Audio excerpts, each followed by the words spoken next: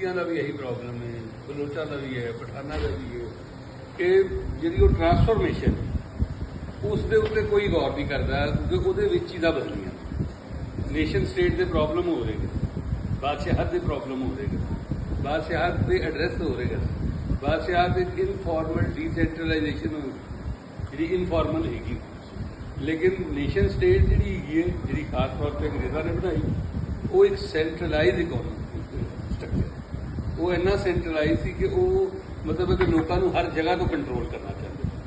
बादशाह का प्रॉब्लम नहीं करता वो 18,000 बना दिंदा सी 12,000 बना दिंदा सी वो कहता सी बस इतों तुम इन्ने पैसे मैंने दे दिया करो बाकी खै रहे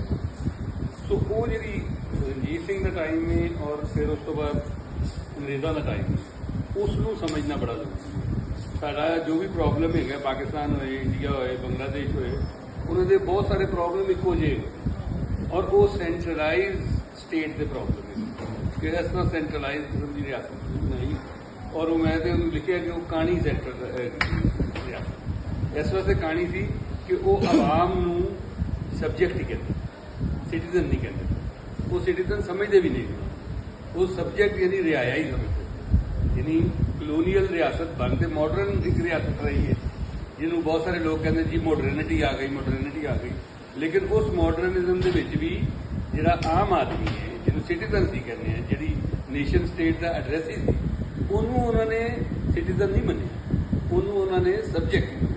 तमाम कलोनीयल लिटरेचर भी पढ़ के देख लो हर जगह उन्होंने लिखा है सबजैक्ट अपने इलाके नहीं किया अपने इलाके उस टाइम के उत्ते अमरीका या अपना यूरोप वो सिटीजन बना रहा था सिटीजन राइट बना रहा था लेकिन इत्थे साडे जे मुल्कां दे अंदर जिहड़ा है वो उन्होंने गुलाम ही रखना चाहते सन रियाया ही रखना चाहते सन तो इस वास्ते बादशाहत की एक शक्ल है जिहड़ा कलोनीयलिज्म है लेकिन क्योंकि उन्होंने रियासती स्ट्रक्चर खड़ा करता सी लॉ बनाता उन्होंने जोड़ा है मीडिया बनाता देखो ना कि उन्होंने एजुकेशन बनाती है सारे जी चीज़ा गड़ी की अंग्रेज़ों तो पहले तो किसी को पता ही नहीं कि कौमी जबान भी कोई चीज़ होती है नेशन स्टेट के कौमी जबान हूँ जो कौमी जबान आई तो कौमी जबान देखो कि प्रॉब्लम शुरू हो गई कि उन्होंने अपनी जबान को कौमी जबान बनाना पर्शियन हैगी थी लेकिन पर्शियन कौमी जबान कोई नहीं है उस जमाने बादशाह का इशू ही नहीं होता तो एक तो मैं मद्देनजर रखा कि इस फर्क को सामने रख के जोड़ा लिखा फिर है कि अंग्रेज़ों की जी तारीख जिन्नी भी हुई हूँ तक इतने लिखी गई है या इतने भी साढ़े जो अंग्रेज़ों के अफसर ने लिखी है ईवन खैबर पख्तूनख्वा की भी और बाकी इलाके के भी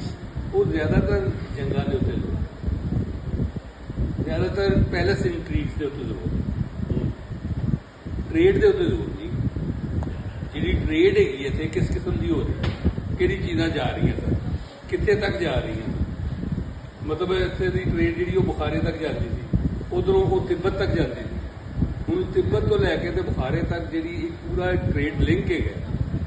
वो मुतलिक तुम देखोगे तो तुम थोड़ी थोड़ी चीज़ा निकल मोरक्राफ्ट ने थोड़ा जहा लिखता ग्राइंड ह्यूगल ने थोड़ा जहा लिखता इस तरह तुम देखोगे ना मुख्तलिफ उन्होंने फिगर्स भी दी ने क्योंकि जिन्ने भी है लोग आते सन इतने जोड़े आके इतने चीज़ा कलैक्ट करके जिन्हें किताबा भी लिखिया तुम देखो कि वो सारे लोग जोड़े ने नक्शा बना दो माहिर जबाना सीखन दो माहिर मतलब तमाम तर जोड़े मेन जसूसा के काम होंगे सारे उन्होंने आते अच्छा भावें बज़ाहिर वो पादरी है लेकिन नक्शा जरूर उन्होंने बनाना उन्होंने स्कैच बनाए भी अच्छा हूँ वो सारा जो उन्होंने काम किया उसनों तुम किस तरह पढ़ोगे ये मेरे वास्ते सब तो बड़ा मैं सैकेंड चैप्टर कि वो पढ़ना किस क्या जो उन्होंने मतलब उन्होंने जो कोई आर्कियोलॉजिस्ट नहीं उन्होंने जो कोई जोड़ा है सोशल साइंटिस्ट नहीं वो कोई जोड़ा है लिंग्विस्टिक माहिर नहीं है वो कोई मतलब जो है ही नहीं लेकिन उन्होंने चीज़ा कलैक्ट करके दी हूँ असी कह दीए कि JD कनिंघम जोड़ा है वो बहुत बड़ा आर्कियोलॉजिस्ट या असी कह दीए कि वो जो लिंग्विस्टिक सर्वे ऑफ इंडिया तैयार किया वो बड़ा लिंग्विस्टिक नज़र आते हैं चीज़ा पढ़ते हैं कख नहीं पता लिंग्विस्टिक वो कलैक्टर है असी उन्होंने दानिश्वर समझते उन्होंने कलैक्टर प्रॉब्लम है कि वो चीज़ा कलैक्ट करके गए अगों समझना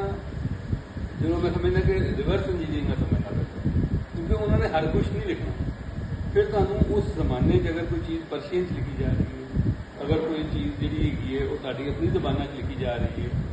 ਤੇ ਉਹਨੂੰ ਚੈੱਕ ਰੀਚੈੱਕ ਕਰਨਾ ਪੈਂਦਾ। ਫਿਰ ਜਾ ਕੇ ਕਿਤੇ ਤੁਹਾਨੂੰ ਚੀਜ਼ਾਂ ਦੀ ਸਮਝ ਆਏਗੀ। ਅਦਰਵਾਈਜ਼ ਸਿਰਫ ਕਲੋਨੀਅਲ ਲਿਟਰੇਚਰ ਦੇ ਉੱਤੇ ਅਗਰ ਤੁਸੀਂ